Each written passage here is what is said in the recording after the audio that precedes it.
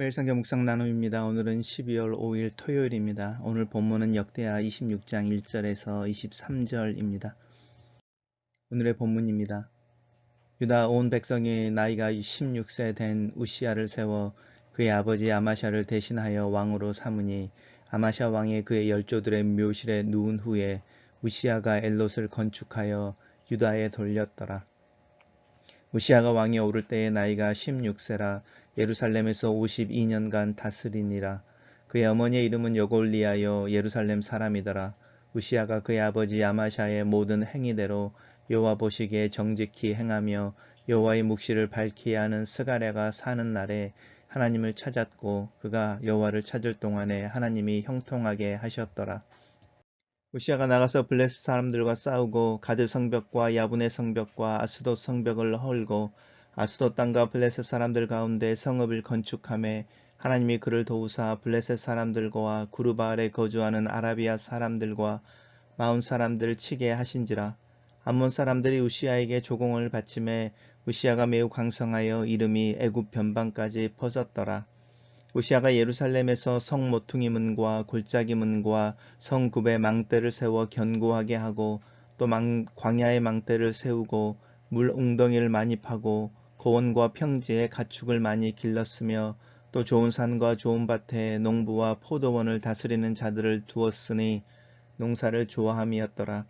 우시아에게 또 싸우는 군사가 있으니 서기관 여이엘과 병영장 마아세야가 직접 조사한 수요대로 왕의 지휘관 하나냐의 휘하에 속하여 때를 지어 나아가 싸우는 자라. 족장의 총수가 2600명이니 모두 큰 용사요 그의 휘하의 군대가 30만 7500명이라. 건장하고 싸움에 능하여 왕을 도와 적을 치는 자이며 우시아가 그의 온 군대를 위하여 방패와 창과 투구와 갑옷과 활구와 물맷돌을 준비하고 또 예루살렘에서 재주 있는 사람들에게 무기를 고안하게 하여 망대와 성곽의 위에 두고 화살과 큰 돌을 쏘고 던지게 하였으니 그의 이름이 멀리 퍼짐은 기이한 도우심을 얻어 강성하여 짐이었더라. 그가 강성하여 짐에 그의 마음이 교만하여 악을 행하여 그의 하나님 여호와께 범죄하되 곧 여호와의 성전에 들어가서 향단에 분향하려 한지라. 제사장 아사랴가 여호와의 용맹한 제사장 80명을 데리고 그의 뒤를 따라 들어가서 우시아 왕 곁에 서서 그에게 이르되 우시아여 여호와께 분향하는 일은 왕이 할 바가 아니요 오직 분향하기 위하여 구별함을 받은 아론의 자손 제사장들이 할 바니 성소에서 나가소서. 왕이 범죄하였으니 하나님 여호와에게서 영광을 얻지 못하리이다. 우시아가 손으로 향로를 잡고 분향하려 하다가 화를 내니 그가 제사장에게 화를 낼 때에 여호와의 전 안 향단 곁에 제사장들 앞에서 그의 이마에 나병이 생긴지라. 대제사장 아사랴와 모든 제사장이 왕의 이마에 나병이 생겼음을 보고 성전에서 급히 쫓아내고 여호와께서 치심으로 왕도 속히 나가니라. 우시아 왕이 죽는 날까지 나병 환자가 되었고 나병 환자가 되매 여호와의 전에서 끊어져 별궁에 살았으므로 그의 아들 요담이 왕궁을 관리하며 백성을 다스렸더라. 우시아의 남은 시종 행적은 아모스의 아들 선지자 이사야가 기록하였더라. 우시아가 그의 조상들과 함께 누움에 그는 나병 환자라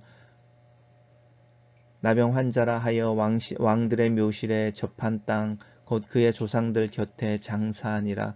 그의 아들 요담이 대신하여 왕이 되니라.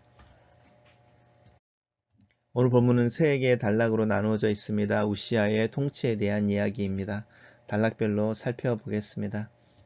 첫 번째 단락은 16세가 된 우시아를 왕으로 세우는 유다 백성들에 대한 이야기로 시작을 하고 있습니다. 하나님께서 다윗과 맺은 언약의 다윗의 혈통을 통해서 유다의 왕위가 계속되어질 것에 대한 이야기를 하셨는데 역대하를 읽으면 흥미로운 것 중에 하나가 하나님의 언약이 실현되어져서 유다를 다스리는 왕이 다윗의 후손으로 지속되어지는 일들에 있어서 이 유다 백성들이 주체가 되어서 그 언약을 지키는데 주도하고 있는 역할들을 여러 차례 우리가 보고 있는 부분입니다. 절대 왕정의 상황에서 어떤 왕실의 결정으로 또 그 전 선대 왕의 결정으로 그 다음에 후임 왕이 결정되어지고 이렇게 가는 것 같은데, 이 역대하에서는 그렇게 하지 않고 유다 백성들이 나서서 하나님이 다윗과 맺었던 언약이 유다 왕국에 적용되어지고 또 진행되어지는 일들에 있어서 주도적인 역할을 하는 것이 흥미로운 부분 중에 하나입니다. 근데 아마샤가 죽고 나서 이제 왕이 되어지는 우시아가 맨 처음 했다고 하는 부분이 이 엘롯이라고 하는 도시를 성을 건축하였다 이렇게 말하는데, 이 엘롯은 원래 에돔에게 속해 있는 곳인데 유다에게 복속되어지는 때가 다윗 왕 때입니다. 다윗 왕이 이 엘롯을 정복하여 유다에 복속을 시켰는데, 우리가 묵상해 오는 중에 여로함 왕 때 에돔이 독립을 하게 되는 것들을 기억하실지 모르겠습니다. 여로함 때 에돔이 독립하면서 에돔에게 속했던 것을 아버지 아마샤가, 우시아의 아버지 아마샤가 정직하게 행하면서 에돔을 정복할 때 다시 정복하여 유다에 복속했던 땅입니다. 어쩌면 이 엘롯을 건축하여 유다에게 돌렸다라고 말하는 우시아의 행적은 그 아버지 아마샤의 미완성 과업이라고 하는 부분에 대해서 아들인 우시아가 완성했다, 이런 뉘앙스를 가지고 있습니다. 그리고 오늘 본문 첫 번째 단락에서 우시아에 대한 평가를 하고 있는데, 그의 아버지 아마샤의 모든 행위대로 여호와의 보시기에 정직하게 행하며 라고 말하고 있습니다.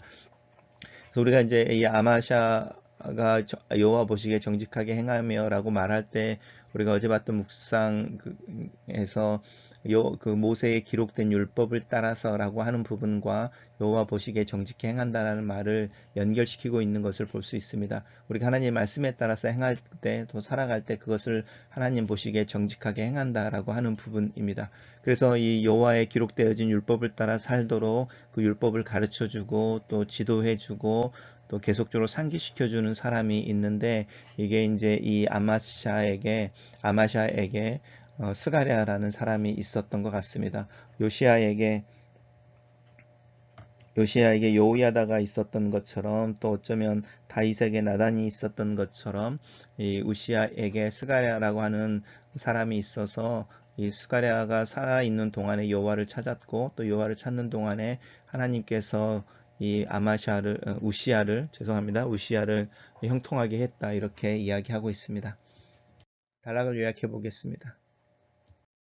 저는 첫 번째 단락을 16세의 왕이 된 우시아는 엘롯을 건축하고 여호와 보시기에 정직하게 행하며 스가랴가 사는 날 동안 하나님을 찾았다. 그가 하나님을 찾는 동안에 하나님께서 우시아를 형통하게 하셨다라고 요약했습니다.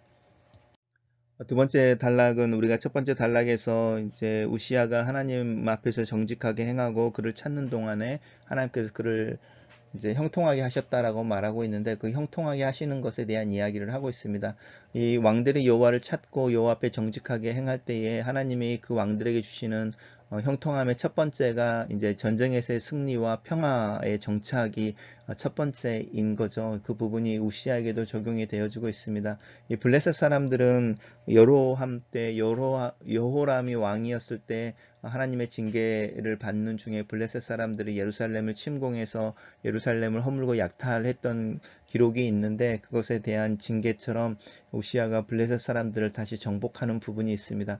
그리고 또 이 아라비아 사람들과 마온 사람들이라고 말하는 그 에돔에서 약간 더 동쪽으로 있는 지역에 있는 이방 민족들인데, 거기까지 치게 되는, 이제 정복하게 되어지는 부분들이 있고, 암몬 사람들이 이제 조공을 바치며 우시아가 매우 강성하여 그 이름이 애굽 변방까지 퍼졌다라고 이제 말합니다. 결국은 이제 무슨 이야기를 하냐면, 유다 왕국을 중심으로 동쪽과 서쪽으로 그리고 남쪽으로 영토의 확장이 있었던 것에 대한 이야기를 하고, 이 부분을 통해 이제 그 지역의 평화가 정착되어지는 부분을 하나님이 우시아에게 주신 형통함의 첫 번째로 이야기를 하고 있습니다.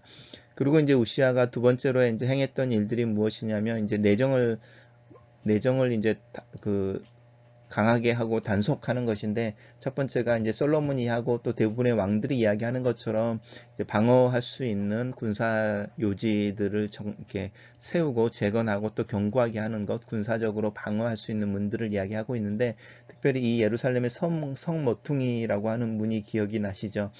우리가 이제 이 우시아의 아버지 아버지인 아마샤 때에 이스라엘 왕이었던 요아스가 내려와서 그 에브라임 문이라고 그래서 북쪽으로 올라가는 문에서부터 이 성 모퉁이 문이라고 하는 400규빗 정도 되어지는 그 길을 이렇게 그 성벽을 다 허물었다 이 기록을 봤었는데 그 부분을 재건하고 망대를 세워서 예루살렘을 견고하게 하는 부분들을 볼 수 있습니다. 그래서 이제 군사적으로 내부를 정비하는 부분에 대해서 이제 성읍들을 또 망대들을 세우는 부분을 이야기하고 있고 그 다음에 나오는 부분이 이제 광야에도 망대를 세우고 물 웅덩이를 많이 팠다라고 말합니다. 그리고 고온과 평지에 가축을 많이 기르고 또 좋은 밭에 포도원을 다스리는 자를 줘서 농사를 좋아함에 대한 이야기를 하고 있는데 이제 이 경제적인 부분 속에서 특별히 가축과 또 농사라고 하는 부분에 있어서도 우시아가 왕으로서 되게 많은 이렇게 치적을 행한 것에 대한 이야기를 하고 있습니다.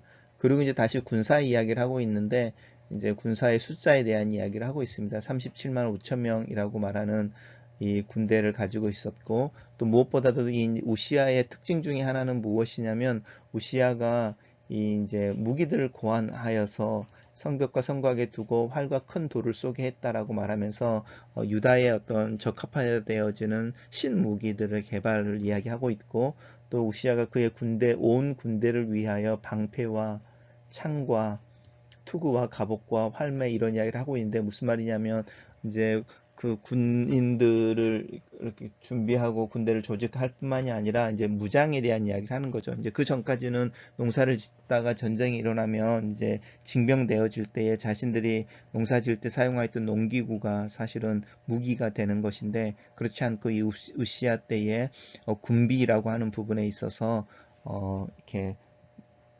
개발과 또 그 병사들의 무장에 대한 이야기를 하고 있습니다. 이 특별히 군사와 관련되어진 부분에서 이제 재밌는 표현이 기이한 도우심이라는 표현인데 이제 우리가 무기를 개발한다고 이렇게 말할 때에 우리가 뭐 주몽 같은 옛날 드라마를 볼 때도 마찬가지고요.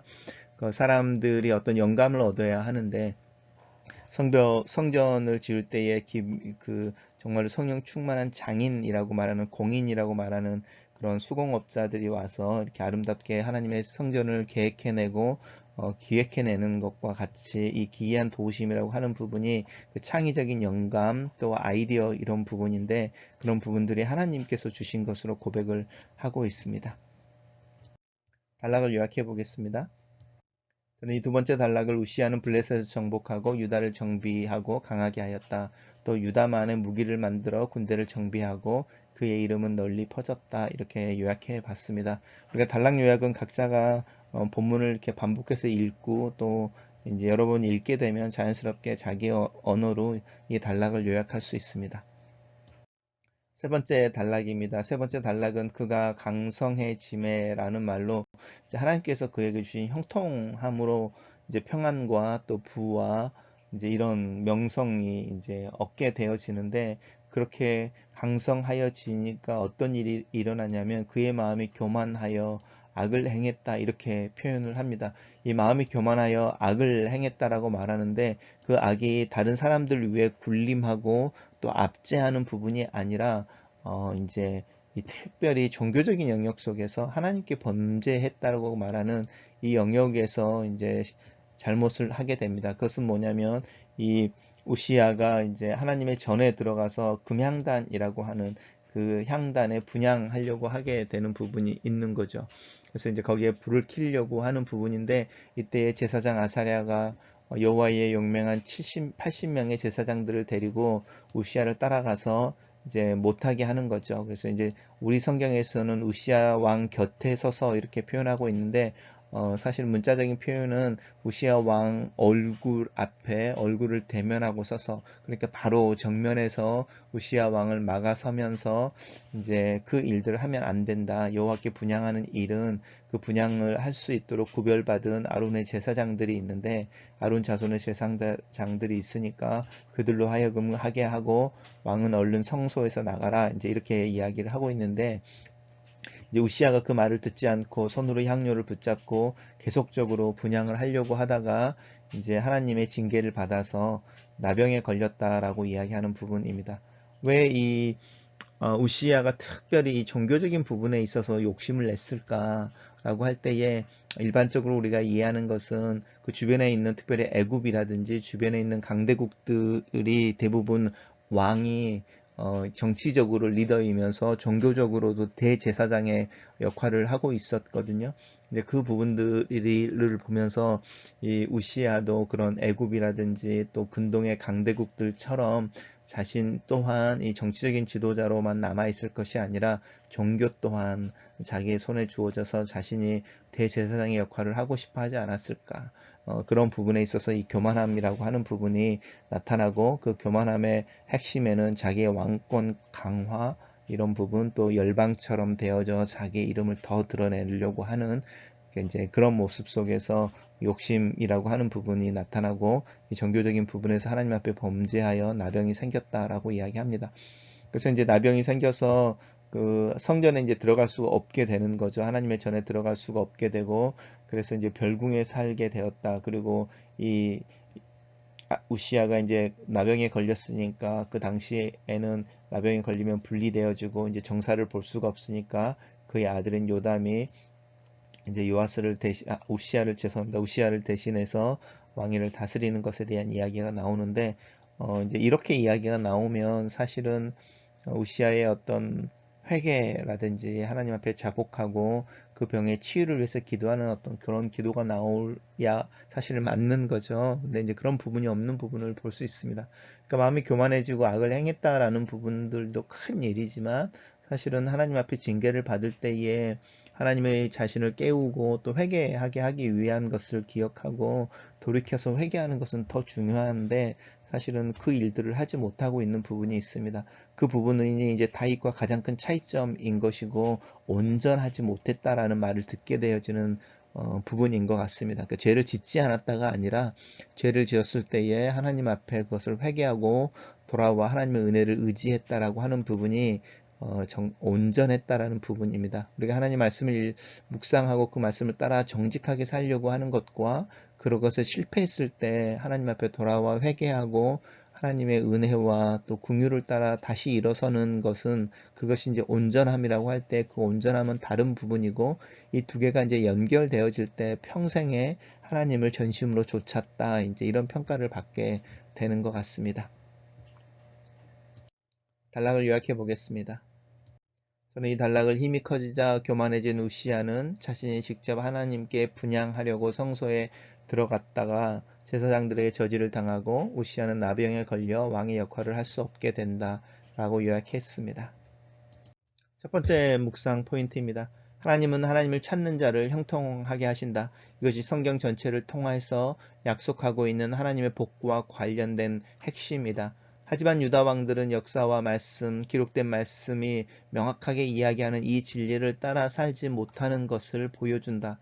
많은 왕들이 그 초기에 하나님 앞에 정직히 행하지만 하나님이 주시는 형통함이 그들을 평안하게 하고 명성을 얻게 될 때면 하나님이 아니라 자신을 앞세우고 교만해지는 것을 본다. 하나님의 형통함이 하나님이 주시는 복이 왜 신실한 자들에게 오히려 유혹이 되고 걸림돌이 되는지 참 아이러니하다. 다윗에게 나단이, 요아스에게 여호야다가, 그리고 히스기야에게 이사야가, 그리고 우시야에게 스가랴가 영적인 조언자로 옆에 서 있고 그들이 그렇게 왕들 옆에 있을 때에 그들이 하나님을 신실하게 섬기는 것을 본다. 신앙이라는 것이 홀로 하나님 앞에 서는 것이 중요하지만 누군가가 보이지 않는 하나님을 대신하여 내 옆에 서 줄 때에 내 신앙이 건강하고 더 쉽게 신실해질 수 있다. 나에게 스가랴와 같이 여호와를 두려워하는 가르침과 조언을 해주는 동역자가 있기를 기도한다. 목사로서 나는 내 교우들 옆에서 끊임없이 하나님의 말씀을 이야기하며 그들이 하나님을 사모하고 바랄 수 있도록 하나님을 찾는 것을 돕고 있는지 내 모습을 다시 한번 돌아본다. 내 연약함이 오히려 그들이 하나님을 찾는 것을 방해하지 않고 또 하나님을 가리지 않기를 두려운 마음으로 기도하고 하나님의 은혜를 구한다. 엘롯을 건축한 것은 아버지 아마샤가 에돔에서 다시 찾은 땅을 견고하게 지키는 것을 의미한다. 인생의 부모로부터 물려받은 것 중에 보완하고 재건하고 견고하게 해야 할 것이 있다. 내 믿음이 내 자녀들에게서 더 단단해져야 하며 내 믿음은 내 부모의 믿음보다 더 단단해져야 한다. 가족이 가족을 믿음으로 도전하고 철이 철을 날카롭게 하는 것처럼 가족 안에서 서로의 믿음을 견고하게 할 수 있는 그 복을 위해 기도한다. 하나님을 찾는 우시아를 하나님께서 형통하게 하신다. 아버지 아마샤 때 허물어졌던 예루살렘 성벽이 재건되고 블레셋과 주변 이방 민족을 점령하고 군대를 정비하고 무기를 개발하여 군사력을 강화한다. 고온과 평원을 일구고 물 웅덩이를 파서 농업을 번창케 한다. 이 기이한 도우심이라고 부르는 하나님의 간섭과 형통하게 하심 때문에 우시아는 명성과 번영을 누리게 된다. 하나님을 찾는 자들은 종교적인 영역을 넘어서 일상의 삶을 최선으로 다해 세워간다. 일상과 가정이 세워지고 교회가 세워지는 것은 하나님 앞에 신실한 삶을 사는 자들에게 당연한 것처럼 보이지만 그것은 하나님의 도우심이 없이는 불가능한 일이다. 나와 내 가정, 우리 교회에도 이런 하나님의 기이하신 도우심이 풍성하기를 기도한다. 하나님을 찾는 것은 자신을 스스로 낮추고 겸손하게 하는 것이다. 자신을 낮출 때에 하나님께서 그 사람을 세우시고 사용하신다. 단순히 우시아 개인의 영화나 영광의 문제가 아니다. 유다 왕국 전체의 안정과 평화, 번영과 풍요가 하나님의 은혜로 주어진다. 내가 하나님 앞에서 올바른 것을 찾고 올바른 것을 바랄 때 그것이 하나님의 은혜로 내 것이 된다. 제일 먼저 찾아야 하는 것이 하나님과의 올바른 관계이다. 여기에서 내 바램과 욕구가 시작되어야 한다. 이것으로 믿음이 바라는 첫 출발점을, 첫 발을 내딛게 되는 것이다. 하나님과의 관계가 내 일상으로 확장되어질 때 내 재정과 건강, 대인관계, 회사의 승진과 같은 다양한 영역의 문제들이 올바른 방향으로 흘러가고 올바른 방향으로 해결된다. 이 올바른 방향으로 내 마음이 흘러갈 때에, 내 믿음이 흘러갈 때에 나는 인내할 줄 알게 되며 겸손하게 되고 또 고난을 극복하고 시련을 견딜 수 있는 힘을 얻게 된다. 내 믿음이 이렇게 내 삶에서 현실이 되고 경험이 되고 열매가 되기를, 또 열매를 맺기를 기도한다. 마지막 묵상 포인트입니다. 교만이라는 죄는 항상 숨어서 기회를 찾는다. 배부른 영혼의 병처럼 교만이 나타날 때가 있다. 배부른 영혼은 자족하는 것과 다르다. 하나님으로 흡족하지 않을 때 교만은 서서히 그 모습을 드러낸다. 하나님의 아닌 것으로 흡족해 할 때에 교만이 그 기회를 찾는다. 삼키는 사자처럼 금방 배불러 약해진 영혼을 삼켜버린다. 교만이 타인들을 위해 굴림을 넘어서 자신의 위치를 벗어날 때에 배부름은 또 다른 욕심, 즉 배고픔이 되고 영혼은 하나님을 잊어버리게 된다. 하나님을 잊어버린 영혼은 하나님이 자신이 하나님이 되어 모든 것을 소유하려고 한다. 우시아는 정치, 경제, 군사적인 명성을 넘어 이제 종교까지 자신의 손 아래서 하나가 되고 자기의 것이 되게 하려고 시도한다. 주변의 열왕들이, 강력한 왕권을 자랑하는 나라의 왕들이 모두 정치적으로 왕이면서 종교적으로 대제사장이었다고 해서 이 문제가 오시아에게 별 문제가 아닌 것은 아니다. 문제는 하나님이 그들을 섬기는 신과는 다르다는 것이다. 우리 손에 소유되거나 우리 힘에 의해 움직여지거나 조종되는 분이 아니다. 여기서 분명히 정치와 종교의 분리가 기독교 안에 존재하는 이유이다. 정치와 종교는 서로 견주와 보완의 형태로 하나님의 정의를 사이에 실현하며 공의로운 삶을 지향하도록 돕는 일이다. 경계선을 긋는 것도 어렵고 그어진 경계선을 잘 발견하여 멈춰서는 것은 더 어렵다. 어디에서 서고 어디까지 가야 하는지 쉬운 일이 아니다. 더군다나 내 마음 안에서 일관되고 지속적인 선함이 없고 겸손과 교만이 뒤엉켜져 있고 순결과 교활이 함께 뒹굴고 있을 때에 어디에까지 또 어디에 서는 것은 참 어려운 일이다. 내 영혼이 문둥병에 걸려있는 듯한 느낌을 받을 때에 하나님의 은혜를 의지할 뿐이다. 우시아의 회개에 대한 언급이 없이 그의 생애가 한 문장 또는 두 문장으로 끝나는 해피엔딩이 우시아의 마지막 인생의 부분을 차지하고 있다. 글로서는 기도입니다. 살아계신 하나님, 계속해서 하나님 앞에서 정직하게 행하는 삶에 대한 도전을 받습니다. 그 정직하고 겸손한 삶이 하루의 문제가 아니라 평생의 문제임을 깨닫습니다. 내가 내 자신의 연약함을 알기에 하나님 앞에 변함없는 믿음과 순종의 삶을 장담하지 못합니다. 하지만 하나님, 나의 믿음 없음과 연약함을 도와주시옵소서. 스가랴와 같이 내 옆에 서서 나를 하나님의 말씀으로 격려하고 경책하고 하나님을 향하여 내 시선을 고정하고 긴 믿음의 여정을 함께 할 수 있는 동역자들의 관계를 허락하여 주시옵소서. 또한 함께 교회를 이루는 이들과 이 신실한 믿음의 관계를 세워갈 수 있도록 축복하여 주시옵소서. 내 가정에서는 가족들과 함께 이 믿음의 삶을 깊이 공유할 수 있도록 은혜를 주시옵소서. 아이들과 또 아내와 말씀을 나누고 교제하는 것이 일상이 될 수 있도록 도와주시고, 교우들과 함께 말씀을 나누고 또 정직하게 서로의 삶을 나눌 수 있는 성도의 사귐이 우리의 교회의 실제가 되며 경험되어지도록 은혜를 내려 주시옵소서. 내가 누군가에게 스가랴로 설 수 있는 기회도 주시고 그 역할을 잘 감당할 수 있는 영성과 능력 또한 주시옵소서. 하나님의 임재를 구하고 나와 교우들의 삶의 여러 가지 문제를 하나님 앞에 내려놓을 때에 항상 겸손하게 하시고 정직하게 하여 주시옵소서. 상황이 좋고 나쁨을 따라 내 마음이 움직이지 않게 하시고 내가 무엇을 구하고 무엇을 원하는지를 분명하게 알며 하나님을 제일 먼저 구하고 하나님을 제일 먼저 원하는 깨어있는 믿음이 되게 도와주시옵소서. 오늘 하루의 삶 속의 말씀을 따라 살게 하시고 겸손으로 하나님의 말씀을 실천하도록 함께 하시고 나를 인도하시옵소서. 아멘.